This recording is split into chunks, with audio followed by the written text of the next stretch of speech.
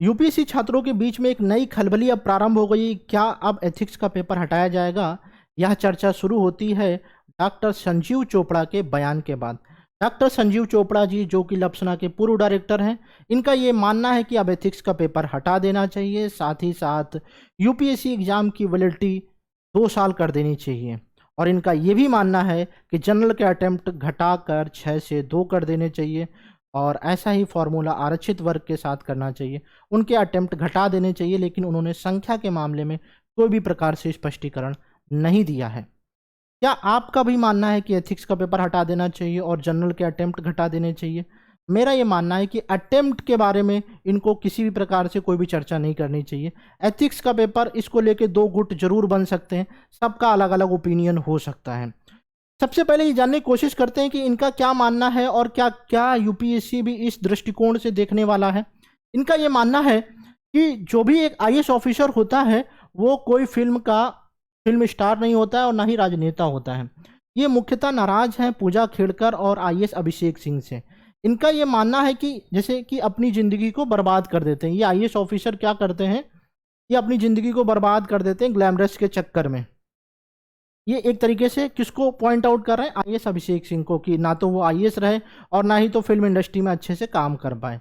ये नाराज हैं एक तरीके से। और मेरा मानना है कि ये जो आईएएस ऑफिसर्स का जो ग्लैमर है, इससे ये व्यक्तिगत तौर पे भी खफा है। मेरा मानना है कि हर एक व्यक्ति को थोड़ा सा मौका मिलना चाहिए अपनी पब्लिसिटी करने का। सभी लोग करते हैं, राजनेता लोग करते हैं, तो एक आईएएस ऑफिसर क्यों ना करें, लेकिन एक दायरे में करना चाहिए। ऐसा नहीं कि सिर्फ शो ऑफ चल रहा है, वो नहीं होना चाहिए। सोशल जस्टिस भी होना चाहिए। अब इनको कहना है कि एक घटना यूपीएससी को धूमिल नहीं कर सकती है। ये किस घटना के बारे में बात हो रही है, समझ रहे हैं? पूजा खेड़कर और आईएएस अभिषेक सिंह और उसके बाद तमाम केसेस जो उभर कर आए हैं। यूपीएससी एक तरफ जो है कह रहा है कि हम एक नोटिस रिलीज कर रहे हैं जिससे आने वाले एग्जाम्स में जो भी चीटिंग्स होती है उनको रोकने की कोशिश करेंगे। आप मुझे ये बताइए कि क्या प्रीलिम्स एग्जाम में चीटिंग्स होती है? क्या चीटिंग के केस आए हैं? एक बार आया है 2018 में, जहाँ तक मेरे संज्ञान में। उससे पहले काफ़ी प्रीवियस में आया था। तो 2018 में जो केस आया था, वहाँ पे एक आईपीएस ऑफिसर खुद ब्लूटूथ के थ्रू चीटिंग कर रहा था। 2018 का मामला है मेरे संज्ञान में।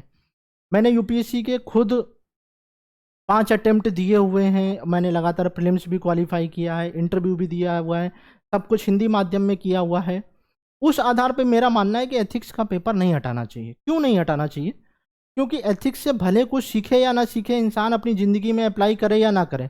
जिस प्रकार से बड़े बड़े लोग, शिक्षित लोग अपने घर में डोमेस्टिक वायलेंस करते हैं ना, लेकिन उन्होंने पढ़ाई लिखाई तो की होती है, सोसाइटी के बारे में अवेयर होते हैं, वुमेन एम्पावरमेंट की खूब बात करते हैं सोसाइटी में।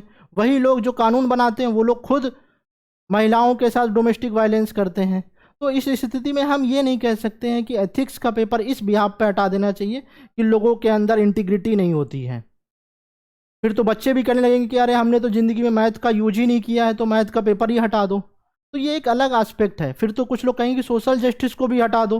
सोशल जस्टिस तो है ही नहीं हमारे देश में, क्योंकि 1% लोगों के पास जीडीपी का 60% हिस्सा है। तो सोशल इनइक्वलिटी बढ़ गई है। तो सब अलग अलग डायमेंशन से सोचते हैं। एक केस की वजह से एथिक्स के पेपर को हटाने की बात नहीं होनी चाहिए। इसको थोड़ा सा प्रैक्टिकल अप्रोच में देखना चाहिए। इनका ये मानना है कि अगर हम प्रेफरेंस, जो व्यक्ति जैसी प्रेफरेंस, अगर आईएएस ऑफिसर है तो उसको पब्लिक पॉलिसी का पेपर होना चाहिए। आईआरएस है तो उसके लिए अकाउंटेंसी का पेपर होना चाहिए। और अगर आईएफएस है, आईएफएस की प्रेफरेंस भर रहा है, तो उसके लिए आईआर का पेपर होना चाहिए। ऐसा ये थोड़ा माना जा सकता है, इस बात को माना जा सकता है कि हाँ, इस पेपर को इंट्रोड्यूस कर सकते हैं। लेकिन बाकी की चीज़ें जो इनका लॉजिक है वो मुझे उचित नहीं लगता। ये मेरा पर्सनल ओपिनियन है, हो सकता है कि आप लोग डिसएग्री करें। जो जिस लॉजिक से ये कह रहे हैं उस लॉजिक से ये सही नहीं है। हो सकता है कि एथिक्स के पेपर को हटा के मैनेजमेंट का पार्ट ऐड कर देना चाहिए। ये लॉजिक हमेशा से चलता है, बासवान कमेटी में भी ये बात कही गई थी।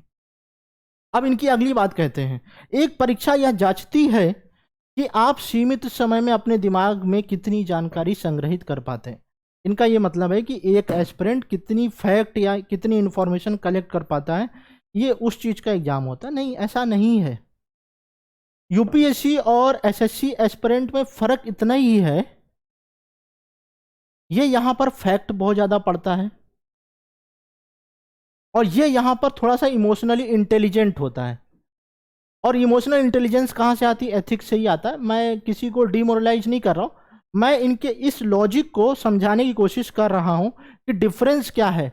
अगर एथिक्स का पेपर नहीं ऐड होगा तो लोगों के अंदर मोरलिटी नहीं आ पाएगी, डिसिप्लिन नहीं आ पाएगा, लोग जो है ना सिविल सेवकों की क्वालिटीज को अपने अंदर नहीं ला पाएगा, समाज सुधारकों की क्वालिटीज को नहीं लेके आ पाएगा, लोग चिंतकों के बारे में नहीं पढ़ेंगे जो हम लोग यूनिट 5 में पढ़ते हैं, जीएस पेपर 4 में।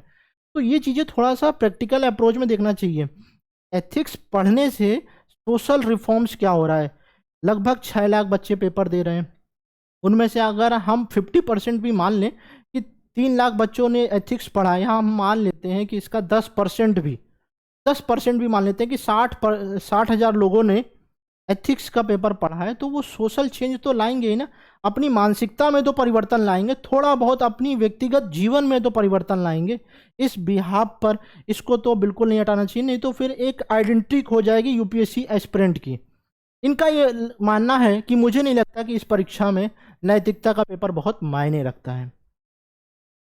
इनका ये मानना है कि सब कुछ पहले से ही लोगों को पता रहता है कि क्या आंसर लिखना है, केस स्टडी में भी पता रहता है। ये बात सही है, लोगों को तो मॉक इंटरव्यू में भी बताया जाता है कि किस तरीके से आपको प्रिपरेशन करनी है, किस चीज़ का क्या आंसर देना है। तो ये सब चीज़ें तो आप ही लोगों ने शुरू की है। आप लोग रिटायर हो जाते हैं और फिर आप लोग कोचिंग ज्वाइन कर लेते हैं और आप ही लोग बताते हैं कि यूपीएससी की क्या रिक्वायरमेंट है। तो आप ही लोगों ने तो शुरू किया है, सब चीज़ें ख़त्म कौन करेगा? आप ही लोग करेंगे। इन सारी चीज़ों के ऊपर गंभीर बातचीत होनी चाहिए। और साथ ही साथ इनका ये मानना है, जो मैंने अभी बताया था, कि किस तरीके की रेफरेंस होने चाहिए। जैसे कि आईएएस के लिए जो पब्लिक पॉलिसी वाला, आईएफएस के लिए आईआर का होना चाहिए, आईआरएस के लिए जो है अकाउंटेंसी का पेपर ऐड होना चाहिए, ये मानना है। और 2 साल की वैलिडिटी होनी चाहिए। साथ ही साथ इनके अटेम्प्ट घटा देने चाहिए, सामान्य उम्मीदवारों की संख्या घटाकर 2 कर देनी चाहिए और आरक्षित उम्मीदवार जो है इनकी में भी कटौती कर देनी चाहिए, ऐसा इनका मानना है। इनका ये मानना है कि जो सोशल मीडिया पे क्रेज चल रहा है यूपीएससी यानी कि जो प्रोबेशनरी ऑफिसर्स हैं या जो वास्तव में आईएएस ऑफिसर्स बन गए हैं ट्रेनिंग के बाद, इनको अपना जलवा नहीं बिखेरना चाहिए। ये कोई राजनेता नहीं है, ना ही कोई एक्टर हैं। ये एक सिविल सेवक हैं, एक समाज सुधारक हैं, समाज सेवक हैं। इस रूप में इनको अपनी भूमिका समझनी चाहिए। मेरा ये मानना है कि कुछ अच्छी चीज़ें समाज में भी पता होनी चाहिए। इन लोगों को इतना राइट तो होना चाहिए, भले ही ट्रेनिंग में क्या कर रहे हैं इन चीज़ों पे बैन कर सकते हैं, आपने बैन कर भी दिया है, लेकिन सोसाइटी में ये क्या अच्छा कर रहे हैं ये सोशल मीडिया के थ्रू बता सकते हैं। क्योंकि सोशल मीडिया पे कंट्रोल जो है वो सिर्फ आईएएस ऑफिसर्स के ऊपर लगेगा, ये कहीं ना कहीं ह्यूमन डिग्निटी के खिलाफ है। मेरा मानना है कहीं ना कहीं फंडामेंटल राइट्स वायलेट होता है। अब आप कहें कि कैसे फंडामेंटल राइट्स वायलेट हो रहा है? ये तो एक पब्लिक सर्वेंट है ना। पब्लिक सर्वेंट होने के नाते एक इंसान की एक ह्यूमन डिग्निटी भी होती है कि वो क्या काम कर रहा है। इस सोशल लाइफ में भी लोगों को पता होना चाहिए कि वो कितने सेक्रीफाइस करके क्या चीज़ें कर रहा है। वो चीज़ें वो पब्लिक डोमेन में ला सकता है। बाकी जो शो ऑफ कर रहा है उस पर ज़रूर कंट्रोल होना चाहिए। आपका क्या मानना है इस दृष्टिकोण में कि क्या चेंजेस होने चाहिए? मेरा ये मानना है कि सबसे पहले जो मुद्दे सामने आए हैं, जहां पर फेक डॉक्यूमेंट लगाकर मिसयूज किया जा रहा है, जहां पर ओबीसी क्रीमी लेयर और नॉन क्रीमी लेयर की बात हो रही है, अभी तो ओबीसी की बात हुई है, अब एससी एसटी में भी तो क्रीमी लेयर और नॉन क्रीमी लेयर की बात होनी चाहिए।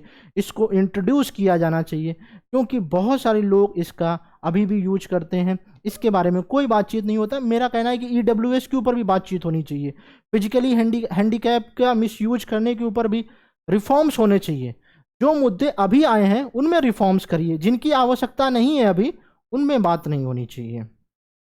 उसके लिए आप टाइम लेते रहिए, ऑप्शनल हटाना है कि नहीं हटाना है ये आप डिसाइड करिए, आराम से रिफॉर्म्स लाते रहिए।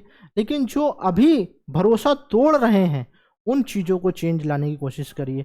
डीओपीटी अपनी ऑफिशियल वेबसाइट पे कह रहा है कि पूजा खेड़कर की इतनी आय है, और जब इतनी आय है तो वो ओबीसी का क्लेम कैसे कर रही है? ये डीओपीटी ने एक्शन उस समय क्यों नहीं लिया जब संज्ञान में आया था? वो एक्शन क्यों ले रही है? सरकार को भी सोचना होगा, सार्वजनिक संस्थानों को भी सोचना होगा, और संवैधानिक संस्थानों के साथ साथ उन ट्रेनिंग संस्थानों को भी सोचना होगा जिनके ऊपर एक इंटेलेक्चुअल व्यक्ति यानी कि एक यूपीएससी एस्पिरेंट भरोसा करता है। उस भरोसे को तोड़ने से बचाने के लिए आप लोगों को एक्शन लेना होगा।